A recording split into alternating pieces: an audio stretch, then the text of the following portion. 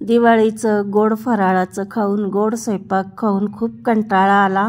तर मंडळी आज ना हरभऱ्याच्या डाळीचं असं झणझणीत मोकळं बेसन केलंय। तर त्यासाठी आहे ना जेवढं बेसन करायचं तितक्या प्रमाणात हरभऱ्याची डाळ घेतली मी आणि हरभऱ्याची डाळ आहे ना 2 तासापर्यंत भिजू घालायची। तर 2 तास किंवा 3 तास किंवा 4 तास, पण 4 तासाच्या वर नाही भिजू घालायची, नाहीतर त्याचं सगळं पीठच तयार होईल। आपल्याला असं जाडसर करायचंय।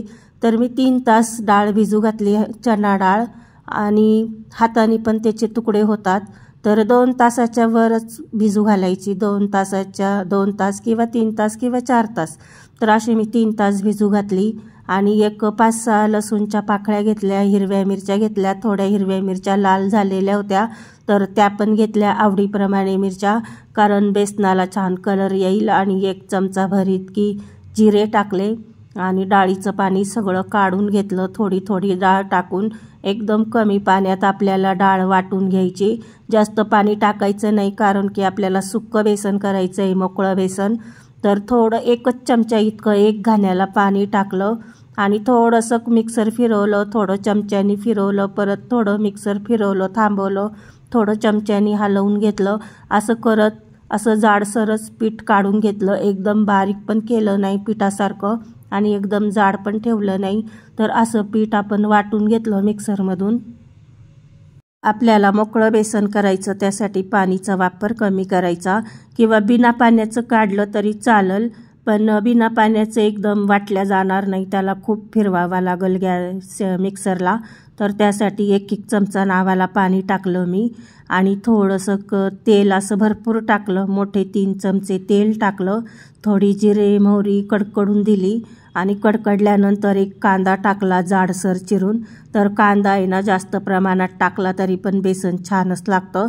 तर मी 1 मोठ्या आकाराचा कांदा बघून चिरून घेतला होता जाडसर आणि तो टाकला, अजून याच्यापेक्षाही जास्त टाकला तरी पण बेसन छानच लागतं। तर कांदा आहे ना जास्त लाल केला नाही, थोडासा गव्हाळा केला कांदा, नरम होईपर्यंत, जास्त लाल केला नाही। आणि त्यात आहे ना 1 टमाटो चिरून टाकला।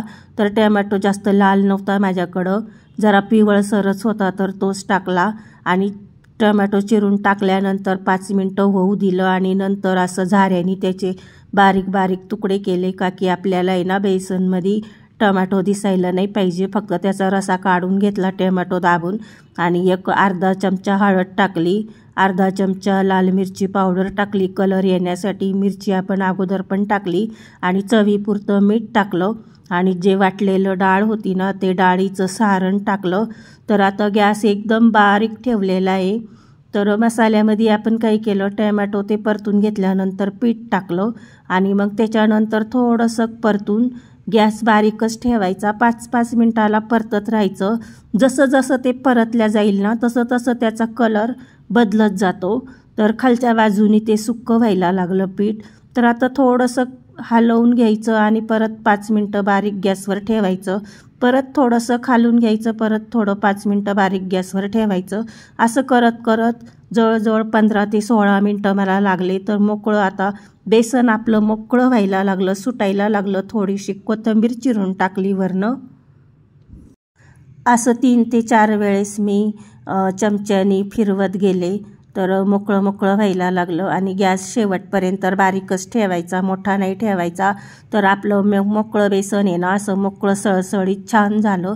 तिकडं तोंडी लावण्यासाठी मी 2-3 हिरव्या मिरच्या आणि 4-5 लसणाच्या पाकळ्या पण टाकल्या ठेसा बनवण्यासाठी। तर आपला ठेसा पण तयार होतो आणि पोळ्या करायला तवा पण ठेवला। तर आपलं असं मोकळं सळसळीत झणझणीत असं बेसन तयार झालं। तर खूप छान लागतं हे बेसन। रेसिपी आवडल्यास लाईक करणे, सबस्क्राईब करणे, बेल आयकॉनला प्रेस करणे। तर आपलं ताट पण तयार झालं। तर मोकळं बेसन नक्की एकदा ट्राय करून बघा, खूप छान लागतं। व्हिडिओ आवडल्यास लाईक करणे।